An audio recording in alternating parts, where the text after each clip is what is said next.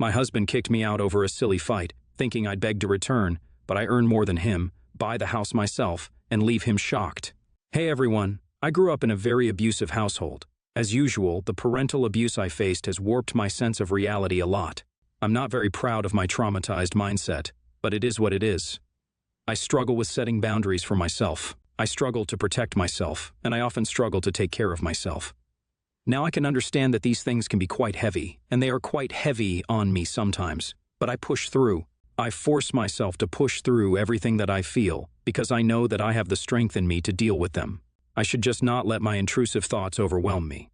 My mental health problems are no secret, but I do not let them hold me back, because while they explain why I behave the way I do, they do not excuse my behavior. But these issues are not just cons, they have their pros too. I'm a very diligent worker due to my perfectionist mindset. I am great at communication because of my abusive parents who always look for a reason to hurt me. You get the drift. I started working when I was about 16, and I've never stopped. I cannot tell you a single time when I was jobless since I was 16. As I grew up in such a volatile family, I made a promise to myself that I will take care of myself to the best of my capabilities, which included being able to provide for myself financially. So I am a very bougie on a budget type of person. I'm frugal. Some people might consider me stingy, but I know that saving money, investing money, and doing my best to increase the money inflow has done me well over the last few years. Now that I'm 29, I can promise you that I am very stable financially, even though I do not look like it. This is important. When I was 25, I met my husband. We got married when I was 28 and he was 30. My husband is not like me. He grew up in a very privileged household. He does not know what it's like to struggle financially. He also does not understand why I hate my family. He's one of those people who are like, but they are your family, you should forgive them. While these things about him got on my nerves, the rest of him was fine. One would have considered this a red flag, as our mindsets are different when it comes to this, but in my eyes, I thought that is what makes everyone different. I come with red flags too, but we can work on those if we communicate, compromise, and adjust. I tried explaining my abusive past to my husband, but he did not quite get it. When I told him the story of me essentially running away from the house just to be safe, he laughed because the visual of a 9-year-old girl doing jailbreak was hilarious to him. In his mind, the fault of my parents being on a drug-induced frenzy for 3 days while keeping me locked in the bedroom did not leave a mark. I won't lie, that hurt. It hurts when you try to explain how you feel to someone, and the significance a particular situation had on you, and the person dismisses it. My therapist suggested that owing to his environment growing up, he cannot comprehend the trauma, and while it is right, I expected a little sympathy from him. This lack of sympathy that he has towards me is what eventually started bothering me. I swear, during our relationship, I never felt like he was an unsympathetic person, but now that we're living together, married, and going through the trials and tribulations of married life together, I'm starting to see his unsympathetic side more often, and I cannot say I like what I see. This whole trait of his led to me doing what I did. So, as I have mental health issues, I get overwhelmed by social interactions all day. I desperately need personal space and my time. This is why when we're looking for a place to stay, we went with the apartment that we are currently staying in, as it has 3 bedrooms and 2 baths. One of the smaller bedrooms is my bedroom. I've decorated it in whichever way I wanted. I keep my PC, gaming consoles, snacks, books, and everything there. I would not call it my office, as it has a very childish vibe to it with all of my Hello Kitty plushies. The idea of turning that into my room originated to heal my inner child, and honestly, I love my room very much. Cleaning my room and meticulously organizing it is almost therapeutic to me. My husband was okay with me having the smaller bedroom as my room, but since Thanksgiving, he does not want me to have my room. Why? Because his friends came for Thanksgiving dinner, and while I was on my way home, one of them decided to snoop around and entered my room. Owing to the childish vibe of the room, they think it is weird and strange that I, an adult woman, have a room decked out in pink and purple. My husband, instead of defending me or saying anything, decided that it is very emasculating for him that I have a room like that, and it is embarrassing for him when I act like that. I know it is pretty nonsensical. During Easter, his friends came over again, even though I did not want them to come. I had to go for an extra shift on Easter, so I did not know they had come, but when I came home, my husband was super mad. He was all up in my business because how dare I do this? I should care about his image and his comfort first. He is my husband, the man of the house, and I need to be done with this childish. When I tried to tell him that this is my house just as much as this is his, He told me that this is his house because his name is on the lease and I need to sit and listen. If I cannot listen to what he has to say, I should leave. I understandably was angry, and we got into a heated argument over my Hello Kitty plushies. He even said things like he earns for the family, and that he does not want the money to go wasted behind childish things, even though he does not buy my plushies. At one point, he put all of them in a bag and threw them out of the house. I am attached to them, so I ran out of the house to get them back, and my husband locked the door behind me. Previously, over smaller arguments than this, my husband has done this, not slamming the door on my face but more like emotionally punishing me for behaving badly. I could deal with those, but when he heard something that was healing me, it pissed me the frick off. I did not knock on the door of the house or beg him to let me back in. I was out chilling on the porch with my Hello Kitty plushes when my landlord's wife saw me. She took me home and asked me if everything is all right. I told her that I was just having a bad day at work and did not want to go home. That led to us having some small talk. While talking, she mentioned that the landlord is looking for someone to sell the property we're living on. He had been wanting to speak with me, but as my husband is not the most social person, he did not approach him. The opportunity presented itself to me, and I decided to take it. I waited until the landlord was home from work, and I spoke with him regarding the price. What he was asking for was far less than I was expecting. It was not too out of my budget either. Sure, money would be tight for a few months, but if I take up the opportunity of being a travel nurse, I would be able to make up for it. After thinking over the decision for a good 30 minutes, I told my landlord that he can prepare the documents. Once the talking was done, I made my way back to the house and entered the house. My husband asked me cockily if I was ready to apologize. I looked him dead in the eyes and told him that I earned more than him, and he can leave the house if he feels emasculated living with Hello Kitty plushies. He was shocked.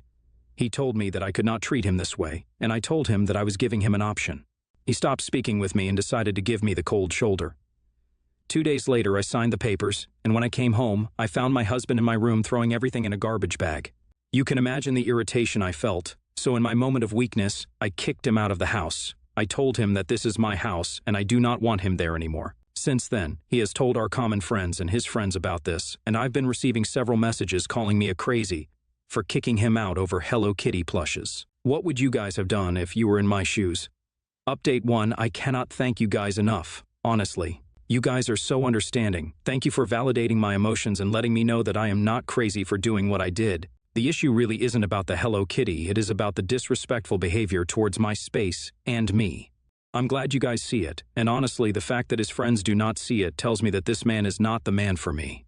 I see a lot of you guys telling me that I should get a divorce, and I can't lie, that does sound like a better solution, but I don't know if I should, you know.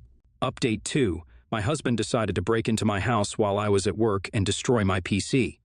Lucky for me, the neighbors across the street saw him breaking my PC in the front yard, and they testified when I brought it up to the police. I'm bringing charges against him. I've already spoken with my lawyer and have prepared papers for separation. This definitely symbolizes the end of our relationship. Update 3. So, turns out the friends who found it so emasculating to see Hello Kitty plushes in my bedroom were the ones who instigated him to break into the house and destroy the PC. He had to break in because the moment I kicked him out, I changed the password in our security systems, and while he did his best to cover the camera, it captured his face for a split second. Plus, the neighbor saw him breaking things. He told the jury that he broke into the house to rip those plushies up, but lucky for me, I started carrying those plushies with me in my car as I was sure he was going to do something stupid. I got the money for the damages, filed for separation, and got a restraining order against him.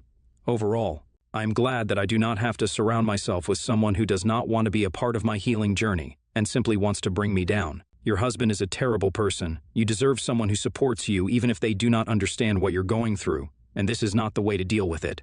Plus, why are his friends going through your stuff in your room? Why does it matter that you have a Hello Kitty plushie or 4? Some people spend a fortune on squishmallows, man, and you are buying them with your money. You are a nurse, and you are allowed to have your me time. You are saving people's lives, and he does not want to respect you as a person. Man felt emasculated because you have 4 Hello Kitty plushes, lol. Yeah, get rid of that child. You deserve better, hon. Next story, so basically, 19 female, I was having lunch with my friend Sarah, 20 female, her new boyfriend Sam, 21 male, and a few of our other friends. English isn't my first language, so I do have a bit of an accent when I say certain words, and sometimes I fumble a bit grammatically, but it's never been too bad that no one knew what I was getting at. My friends all know this, and they also know that if I'm not asking to be corrected, and the sentence is understandable, They don't really need to correct me. Sam noticed while we were talking that I had an accent, so he asked me where I was from. I said that my dad is from the US, but my mom was from Brazil, so I spoke Portuguese and sometimes Spanish at home. But I only ever learned how to read and write in English. Sam kind of laughed and then said, "Your mom was from Brazil. How does someone stop being Brazilian?" The word you should have used was is. My mom passed away when I was 12. Pretty much everyone at the table other than Sam was aware of that, so it got a little awkward and quiet when he corrected me. I shook my head and told him that no, my mother didn't stop being Brazilian, she just stopped being alive. So that's why I said was. Sarah immediately got kind of pissed at me and said I didn't have to trauma dump at the table just because her boyfriend corrected the word I used in a sentence. I said that I wasn't really trauma dumping, I was just answering his question. But she said I should have known how awkward it would get when I said something like that and I should have just moved on without addressing it. Lunch ended early because of the tension, and everyone else is telling me that yeah, I didn't really have to say it, but also I really was just responding to what he said to me. Sarah's pissed at me though, and I've no idea how Sam feels about the whole thing because I don't really know him. I wanted to know if I messed up here, and if I should apologize. I failed to see how you're at fault. He didn't have to be an and correct your grammar. He played the stupid game, and he won a stupid prize. He shouldn't have been insensitive. NTA. Sarah needs a reality check. Why is it okay for her boyfriend to correct you over an opinion he didn't give you a fact because he assumed context? All you did was literally answer him. Opinion 2. NTA. Sam sounds like an arrogant and your friend Sarah isn't a friend at all. Instead of empathizing with you, the one who lost her mom at an early age, she's worried about her new boyfriend's feelings. Not that it sounds like he has any. That's messed up. She should be the one apologizing to you. Next story, my sister, let's call her Hannah, isn't speaking to me right now because I RSVP'd no to her wedding in January. My mom wants me to change my RSVP, but honestly, the wedding isn't going to be possible for me to attend, and based on how my sister is acting, I don't want to go anymore. Ever since I had puberty, I've had really bad insomnia. I usually go to bed around 6 a.m. or 7 a.m. and wake up around 1 p.m. or 2 p.m. I've tried to change my sleep style, and I just can't. It's like dealing with international jet lag.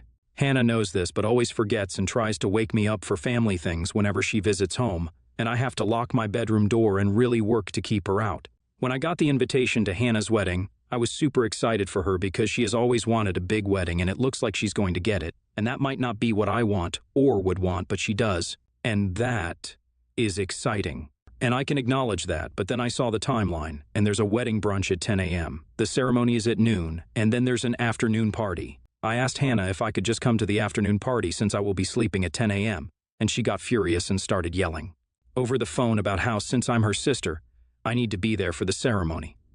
I laughed and told her there was no way I could be there in time because it would basically be like trying to get someone on a 9-to-5 work schedule to attend an event at 2 a.m.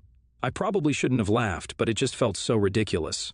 If she wanted me to be there for the whole thing, she needed to plan for a time when I could actually attend. I work a full-time job as a freelancer, not just normal hours because of my insomnia. So it really bugs me when people act like my time is worth less than theirs. But now wedding preparations are happening at the house. The brunch is going to be here, and my mom is really upset with me for not coming to the wedding. She wants me to apologize to Hannah and be one of her bridesmaids. Hannah isn't speaking to me at all, but she is speaking to our mom, so maybe that is what she also wants. But I just feel like she owes me the apology, not the other way around. But I might be wrong because this is the first big fancy wedding in our family. And maybe I need to suck it up because it's a tradition to have a morning breakfast or something. Aita? Edit. Okay, that was universal AATA. I will apologize to Hannah and ask if I can still attend the wedding. I think it is probably best if I'm not a bridesmaid, but I can still put on a dress and show up even if I'm tired. Thank you to everyone that sent in medical tips. I am realizing that I need to get a second opinion that isn't our family doctor because she is actually kind of dismissive about my sleep issues, and I used to like that because she made my mom calm down and she supported me with the doctor's note for online high school. But some of you mentioned high blood pressure and delayed sleep phase disorder, and I want to talk to someone who is at least willing to investigate that with me. Edit 2, sorry I meant I am the a-hole is universal and I get it. Edit 3, update. I sat down and talked with my mom about the situation with Hannah, and it was rough, but I think she understands a little better now where I'm coming from and is going to help me find a sleep specialist to go to.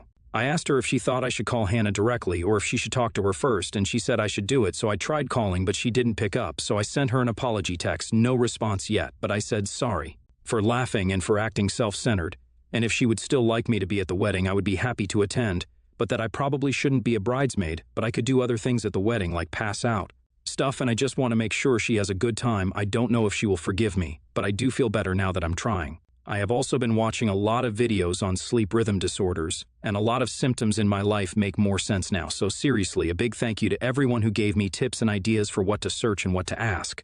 My new sleep doctor once I find one with my mom. YTA for expecting events to be planned around you, for laughing, and for not caring enough about her wedding to consider talking to a doctor for help if this happened in puberty. How did you attend high school?